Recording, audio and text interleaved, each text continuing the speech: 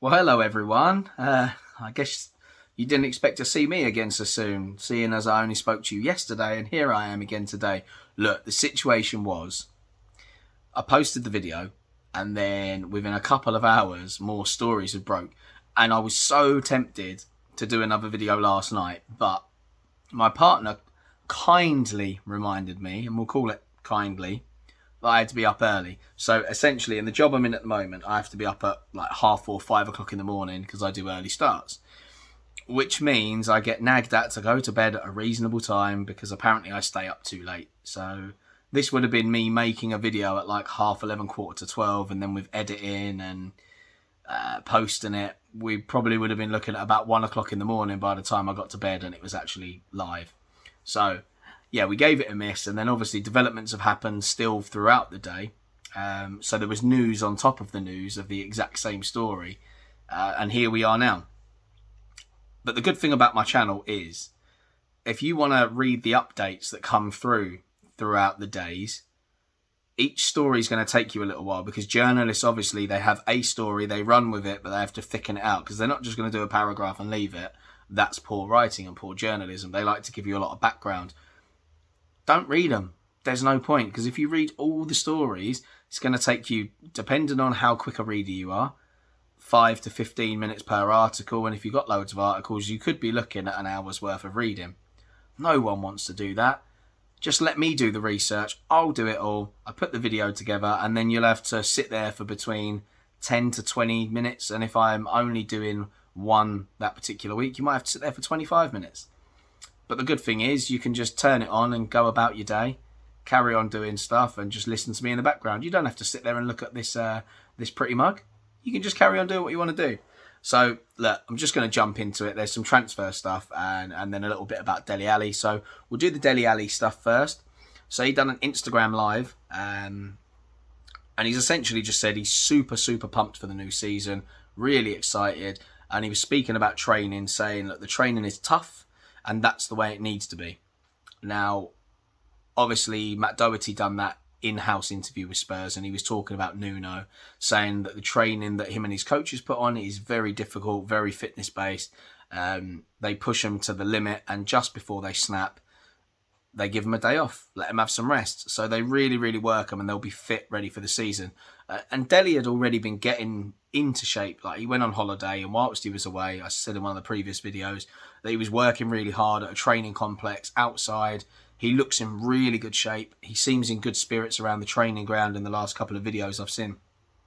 So let's hope that he's not just talking the talk and that he walks the walk and gets back to the Dele Alli that we know and love, because, look, there's a hell of a player in there, and that we've adored him for so long, and he's just kind of slipped off the edge towards the end of Pochettino's tenure, and then had a really rough time under Jose Mourinho, which we saw heavily in the Spurs documentary, where he was kind of called out for his lazy work ethic in training. But that's enough of that. Let's move on to transfers. So the story that broke last night was that we'd had a bid accepted for Jules Kounde. Now, this is the one that I thought was the least likely to happen, just because Sevilla had got Champions League football, so they're going to want to keep hold of their top assets. And the players themselves will probably want to stay unless they're moving to another Champions League club who are of a higher profile, i.e. your Real Madrids, your Milans, Man City, teams like that. So Jules Kounde, bid accepted. Now, what we've been told that it was 30 million euros and Davidson Sanchez. So Davidson Sanchez cost us over 40 million, right? He's been very hit and miss since he's been at Spurs. Look, there's a great player in there somewhere. He's just really inconsistent, and he needs a partner next to him that's really going to talk to him. Like, his best spell at Tottenham was when he was playing next to Jan Vertonghen. Jan is very, very vocal and good at talking to people with him.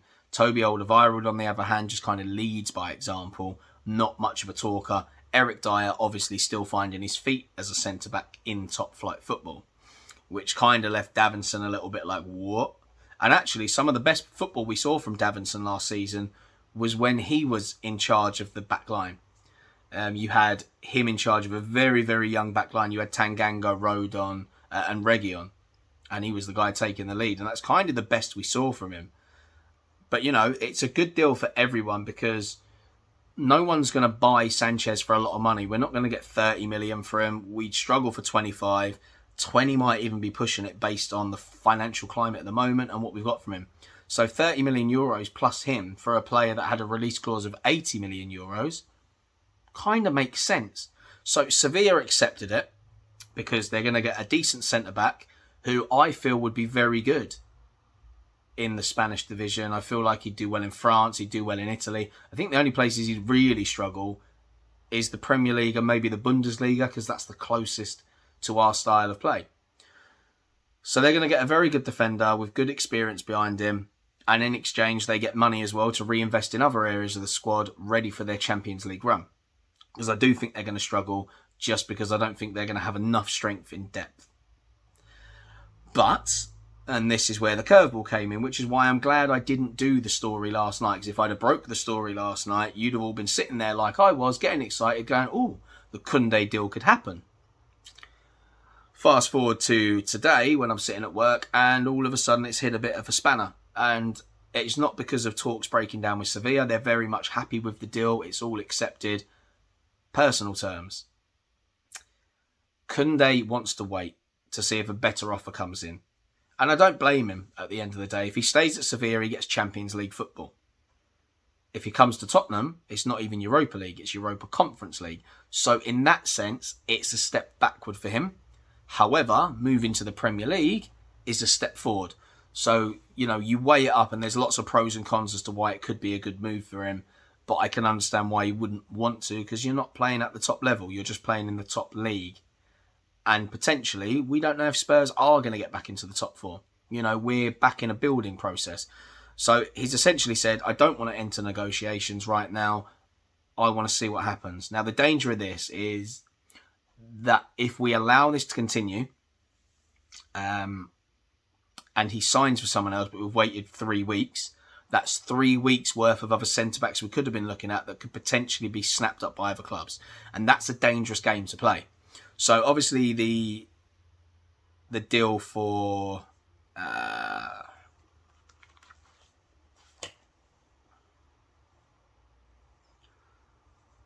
Tomiyasu, that is meant to be close. Obviously, this is the other way around. So personal terms with him are agreed. However, it's just the fee with the club. So what I would do now if I was Daniel Levy and Paratici is just turn around to Bologna and say, yep, we'll meet up with what you want. We will add the extra few million on because at the end, I think it's like 2 or 3 million. If that's it, just slap it on and get the deal done. That's one in the door. He's young, bright prospect for the future, and he's already at a good standard now. So that gets that one out the way, and that's one in the door, which keeps the fans happy and puts us under less pressure because we're not going to have to find 2 centre-backs. We only then need to look for 1 more. So if Jules Kounde gets away from us, not a massive problem. So yeah, he turns down negotiations, doesn't want to talk about it. And obviously there's a chance Varane is going to Manchester United. And as he's already done well in the Spanish League, Real Madrid could possibly turn to him. Now, if you're going to pick between Real Madrid and Tottenham Hotspur at the moment, it's a no-brainer. The only person that would pick Tottenham over Real Madrid is someone like me, a die-hard Tottenham fan, that doesn't care about the money, that would just want to play for my boyhood club. It's not going to happen when you're looking at a young French international. He's obviously going to want to play for one of the best teams in world football. So it's a no-brainer there. I think he's going to wait, see what happens. And look, if some of these deals don't go through, nobody else wants him, which I doubt it, I think they're going to want him, then he can come to us. So yeah, it's pretty much like I said, it'd come down to him and I can't see it happening. But I'm not too worried because it then led us on to another target, which is Milan Skriniar, who obviously we were looking at last summer. So for those of you that don't know a lot about him, but I'm sure you will because of all the stuff that went on last summer. 26-year-old Slovakian international centre-back playing for Inter Milan. Look, what happened last summer was he kind of fell out of favour under Conte. So the possibility of him going was quite high. The only problem was Milan wanted way too much money. We didn't want to pay that. So talks kind of dragged on. It never happened. And then out of nowhere, he hits a run of form and he's back in the squad and was smashing it for Milan. Which means, there's still going to be a big price tag on him.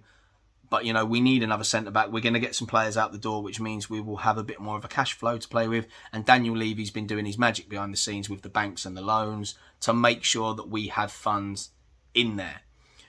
But, just like the Kounde situation, Skriniar doesn't want to talk to Tottenham. And I don't think this is because of Tottenham's situation. This is actually because he wants to stay in Milan and prove himself and make a go of it. So I've got massive respect for him in that sense. He wants to make it work. He's a massive club. They won the league last season. Yes, they've got financial troubles, but even with those financial troubles, they're not going to have to let go of loads of players. I mean, they've obviously let go of Hakimi to PSG and got a decent whack of money in for him. So that's kind of steadied the ship a little bit. You'd expect to see some of their dead wood go out the door, which will help balance the books. But they're not going to want to let someone like Skriniar go now unless massive money comes in. So again, that's another one I can't see happening. But I wouldn't say it's dead in the water. Neither is the Kounde deal. It just comes down to what happens with them as the transfer window develops. Okay, now this is the last one. So this is your third transfer update of the day. Danny Ings. Now, I spoke last week about Danny Ings rejecting that 4-year contract extension at Southampton. He wants to play at a higher level now. Don't blame him. Obviously went to Liverpool and it didn't work out.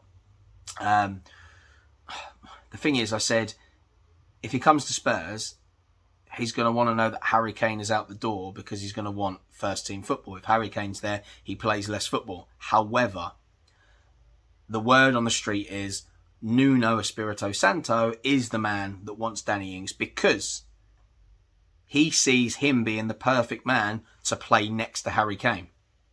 I mean, if that happens, happy days. You're not going to say no to that. Danny Ings is a goal scorer. He only has 12 months on his contract. They reckon he's going to cost about 20 million. But there's an issue with this one as well. And this is not the player. It could end up being the player if it gets that far. But for right now, the issue is Southampton. They don't want to deal with us. And you can't blame them, really. Look, essentially, this is over that Højbjerg deal. Yes, they got Kyle Walker-Peters, who did fantastically well for them last season. Obviously, young right back.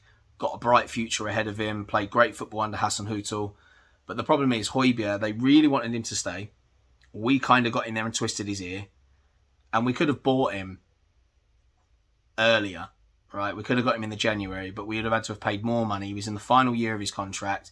If he ran it down, then we weren't going to have to pay as much money. So essentially, that's what happened. He ran the contract down, Højbjerg, didn't sign a new contract, and it meant we could get him a lot cheaper.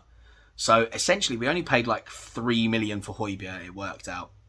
I know it wasn't a swap deal plus cash, but what it looks like is, Walker-Peters went one way for a fee. We bought Højbjerg for another, and there was only a 3 million difference. So, yeah, we got Højbjerg for 3 million, which is an absolute bargain, which upset Southampton because they obviously wanted a bigger fee at a different time, and it didn't happen. They were kind of lowballed by Daniel Levy, and they felt like it was all underhand and didn't like it. So they don't want to deal with us. They don't want to sell. Look, I completely understand. I'd probably do the same if I was in their shoes, but it is what it is. As it goes on, if nobody else comes in for Danny Ings and we're offering the money, I think they're going to take it. They're a club that needs to reinvest in certain areas if they're going to continue to be a mid to sort of like top half table team. That's the way it is. They're going to have to do the business. So we'll see how that develops. And I genuinely think if Nuno talks to him and says, look, you will play. I want you and Harry to play next to each other. I think he'll come. I do. And the alternative is if Harry Kane goes and we want him to come in, I think he'll come. The only reason why he wouldn't before is if Nuno was going to play a system where we were only playing with one striker up top. But if he wants to play with two strikers, I'm telling you, we'll all be happy. Let me know below. Would you be happy at the prospect of having Danny Ings and Kane playing next to each other with Sonny on one side, possibly Mora or a rejuvenated Bergwijn on the other, with Tanguy and Ndombele pulling strings in there, a rejuvenated Giovanni Lo Celso finding form after winning the Copa America, Højbjerg and Skippy next to each other shoring up and picking up the pieces, and then Doherty finally hitting form under a previous manager and Reguilón tearing down the tracks on the other side, or possibly even Sessegnon after his loan spell. That sounds pretty sweet. And all that is one new player to tweak that whole area, take a new shape. And then obviously we could have, the back three, Tomiyasu, possibly Kounde, which not too sure, or maybe Skriniar, and then Alderweireld if we don't let him go, or Dyer. Not the most exciting, but I think in a back three, I wouldn't mind Dyer too much. But yeah, that's it for today. They're your updates. So, Kounde, Skriniar, Danny Ings.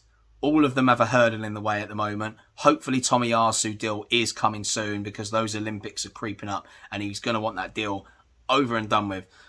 So as soon as I hear anything more, hopefully it won't be straight after this video because again, I've got no time to post another one today because I've got to go pick my girlfriend up. She's got a tap dancing exam, so fingers crossed she passes that. And then I've got football training until 9 o'clock. So maybe I can squeeze one in if any news comes out, but we'll see. But yeah, if you haven't done so already, please subscribe to the channel. As I say, it's growing and growing and growing. Massive thanks. Some great comments again, guys. And as always, I've replied to you. So thank you very much for that. Don't forget to support the video with a like. And I'll tell you what, if you've got any Spurs friends and you think they'd like this channel, share it. Hit the share button. Share it to Facebook. I don't know. Just tell your mates. Get them involved. I want more people involved. I'm really enjoying this. And I've not done a transfer window before. So it's just update constantly. It's exciting. There's going to be annoyances. All things Spurs is absolutely crazy. But thanks for sticking around. Take care, Kai. Can't get the words out. Take care, guys. And as always, come on, you Spurs.